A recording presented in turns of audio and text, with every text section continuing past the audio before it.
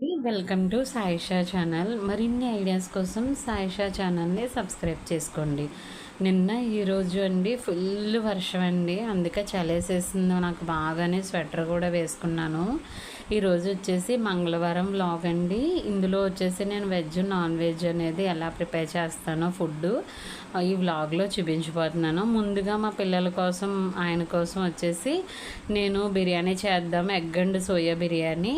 అంటే బాస్మతి బియ్యాన్ని 3 గ్లాసులు తీసుకున్నానండి. అగోండి అవే నానబెట్టి పక్కన పెట్టుకున్నాను.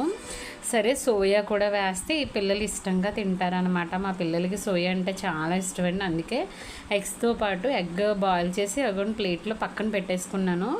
సోయాను కూడా రెడీ చేసుకుందాం అని చెప్పి వేడి నీళ్ళు పెట్టానండి, అదే చూపిస్తున్నాను. స్టవ్ మీద ఒక పక్కన ఒక బౌల్లో వేడి నీళ్ళు పెట్టుకున్నాను.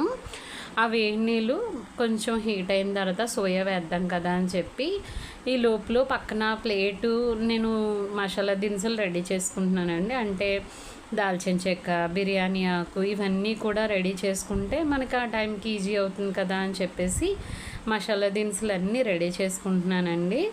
ఈలోపు మనకి బిర్యానీ మసాలా పౌడర్ కూడా వేయాలి, అది కూడా బాగుంటుందండి. నేను ఒక బాటిల్లో తీసి పెట్టుకుంటాను అనమాట. ఇవి తెచ్చుకునేటప్పుడే బిర్యానీ మసాలా పౌడర్ నేను బయట నుంచే తెచ్చుకుంటానండి, ఇంట్లో ఏం ప్రిపేర్ చేయలు, అంత టైం కుదరదు నాకు పాపతోని.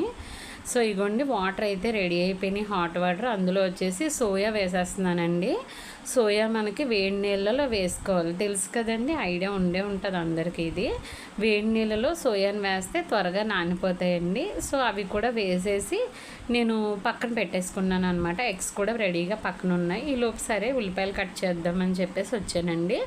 అవి కూడా కట్ చేసేసుకుంటే మనకి ఆనియన్స్ అవి రెడీ అయిపోతాయి. అలాగే అల్లం వెల్లుల్లి పేస్ట్, అంటే ఒక మిక్సీ జార్లోకి అల్లము కొంచెం, అలాగే వెల్లుల్లి, అలాగే ఒక ఆనియన్, ఒక టమాటో తీసుకున్నానండి. ఇక్కడ నేను ఒక విషయం చెప్పాలనుకుంటున్నాను. అంటే మంగళవారం అనేది నాన్ వెజ్ తినకుండా ఉండడం అనేది పర్టికులర్గా నేనేమి దేవుడికి అనుకోలేదండి. జస్ట్ మామూలుగా అనిపించింది ఉంటున్నాను అంతే. నేను ఇలా ఉంటాను, నువ్వు నాకు అది చెయ్యి అని దేవుడిని మనం స్వార్థంగా అడిగినట్టు అవుతుందండి. ఎప్పుడూ కూడా మనం స్వార్థం లేని అంటే స్వార్థం లేకుండా చేసేవనుకోండి, తప్పకుండా మనకి ఆ గుర్తింపు అనేది లభిస్తుందని నేను అనుకుంటున్నాను.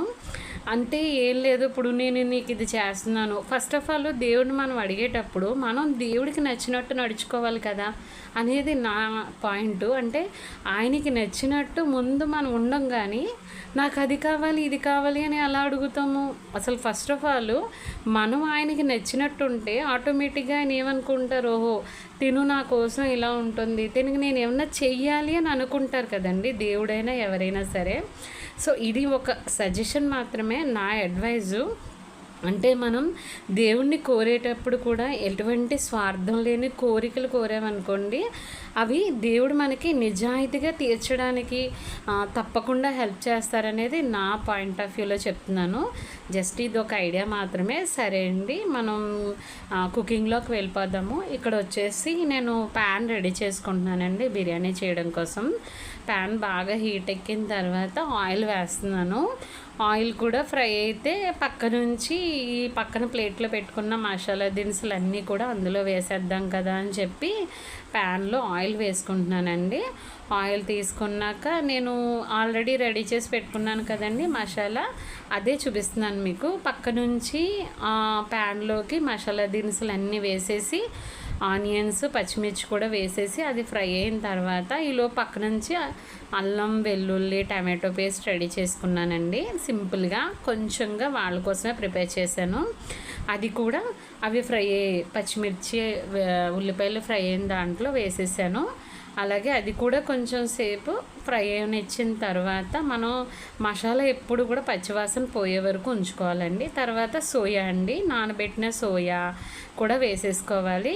ఇవి అండ్ అలాగే ఎగ్స్ చూపిస్తున్నారు కదండి, ఆ ఎగ్స్ కూడా వేసేసి అలా మసాలా పట్టే వరకు కొంచెం సేపు వదిలేసి మళ్ళీ మనం క్యాప్ తీసేసి నెక్స్ట్ కొంచెం పక్కన పెట్టుకున్నాం కదండి నానబెట్టినటువంటి బాస్మతి బియ్యాన్ని కూడా కలిపేసుకుంటే ఈ ఎలక్ట్రికల్ కుక్కర్ మీద పెట్టేద్దాము. ఈ బౌల్ని తీసుకెళ్ళి అప్పుడు నాకు కొంచెం ఇటువైపు ఫ్రీ అయిపోతుంది. వేరే అంటే నేను ప్రిపేర్ చేసుకోవాల్సిన వంటలు ప్రిపేర్ చేసుకుందాం కదా అని చెప్పి నేను ఎలక్ట్రికల్ కుక్కర్లో పెట్టేస్తానండి. యాక్చువల్గా మా వాళ్ళకి ఎగ్ వేరేగా కర్రీ చేయొచ్చు, కానీ రెండు నాకు టైం ఎక్కువ పడుతుంది కాబట్టి ఎగ్ బిర్యానీ ఇలా ప్లాన్ చేసుకున్నానండి. ఈజీగా సింపుల్గా ఎగ్ బిర్యానీ అయిపోయేలాగా అందులో కొంచెం సోయా వేస్తే పిల్లలకు కూడా ప్రోటీన్ చాలా మంచిదండి. సోయా అనేది ప్రోటీన్కి మనం అప్పుడప్పుడు ఇస్తూ ఉండాలి. సరే నా కోసం వచ్చేసి కొంచెం రసం పెట్టుకుందాము, ఆ తర్వాత కొంచెం పుదీనా అండ్ టమాటో చట్నీ చేసేసుకుందాం నా ఒకదానికే కదా అని చెప్పి నేను పుదీనా ఆకులు తుంచుకుంటున్నానండి. నేను నైట్ రెడీ చేసుకోలేదు, అదే హడావిడి అయిపోతుంది, అందుకే ఫాస్ట్గా తీసుకుంటున్నాను అనమాట. ఆ పక్కన రసం అవుతుంది, ఈ పక్కన వచ్చేసి ప్యాన్ పెట్టుకొని ప్యాన్లోకి మనం పచ్చిశనగపప్పు మినపప్పు ఆయిల్ ఫ్రై అయిన తర్వాత ఎండుమిర్చి జీలకర్ర ఇవన్నీ వేసి ఫ్రై అవనిచ్చాక మనం కట్ చేసి పెట్టుకున్నానండి ఒక ఆనియన్ 3 టమాటోలు, అవి కూడా ఫ్రై అవ్వనివ్వాలి. సరే ఈ లోపు నేను ఏం చేస్తున్నానంటే కుక్కర్ పెట్టేసుకున్నానండి. రసం అయిపోయింది, నా మట్టికి చిన్న కుక్కర్లో ఒక గ్లాస్ రైస్ పెట్టేసుకున్నాను, అది కూడా అయిపోతుంది. సరే తర్వాత పచ్చిశనగపప్పు మినపప్పు ఫ్రై అయిపోయినాయి, అవన్నీ కూడా ఒక బౌల్లో తీసేసుకున్నానండి. ఆ బౌల్లో కొంచెం నేను ఇంకొన్ని చింతపండు వేసుకొని అది కూడా పక్కన పెట్టుకుంటున్నాను. తర్వాత అదే ప్యాన్లో చెప్పాను కదండి టమాటో అన్ని ఉల్లిపాయలు వేసేసాను, ఆ తర్వాత పుదీనా కూడా వేసేసి అది కూడా ఫ్రై అవనిచ్చాక ఇవన్నీ కూడా ఒక ప్లేట్లో తీసుకొని పక్కన పెట్టుకోవాలి. ఇవన్నీ కూడా మనం పక్కన పెట్టుకొని బాగా చల్లారిన తర్వాత మిక్సీ పట్టుకోవాలండి. మొదటిగా మనం పప్పు దినుసులు మిక్సీ పట్టుకోవాలి, ఎందుకంటే అవి గట్టిగా ఉంటాయి కదండి. ముందే మనం టమాటాలు అవి వేసేయకూడదు, పేస్ట్ లాగా అయిపోతుంది. ఫస్ట్ పోపు దినుసులు మిక్సీ పట్టుకొని ఆ తర్వాత ఆనియన్ కొంచెం టమాటో ఆ తర్వాత పుదీనా ఈ 3 బాగా మిక్సీ పట్టుకుంటే మనకి ఎంతో టేస్టీగా పుదీనా అండ్ టమాటో చట్నీ రెడీ అవుతుంది. ఇది రైస్లోకి కలుపుకొని తింటే అసలు నిజంగా టేస్ట్ అయితే కారంగా చాలా బాగుందండి. ఇంతటితో ఈ వ్లాగ్ ఎండ్ చేస్తున్నాను. ఈ వ్లాగ్ మీ అందరికీ నచ్చింది అనుకుంటున్నాను. మరిన్ని ఐడియాస్తో తప్పకుండా మీ ముందుకు వస్తానండి.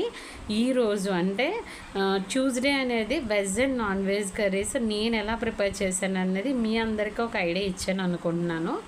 థ్యాంక్ యూ అండి. సాయిషా ఛానల్ని సపోర్ట్ చేయండి.